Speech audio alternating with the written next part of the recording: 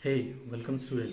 So I hope that you are able to understand how the tofu, wofu and mofu works in a funnel marketing and how you go ahead and convert those particular customer, the theory of course.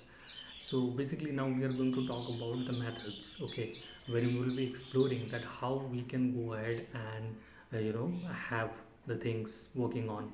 Like let's say for an example, how you can go ahead and create how you can go ahead and create those kind of product, what are the methods that you are going to use so far in this funnel marketing, how you will be bringing the customer to your funnel, how you will going to decide the pricing, how you are going to close them.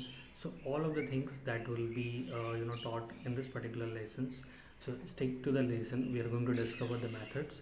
We are going to discover that what are the things that it needed for funnel marketing, and also how you can go ahead and later on, that is of course in the strategy stage, we are going to learn about the automation part, that how you can actually automate those kind of things to get more conversion and to have a less amount of work and more conversion within the same product and services. So basically the automation will work, so you don't have to be present all the time, right? That's what we are going to do.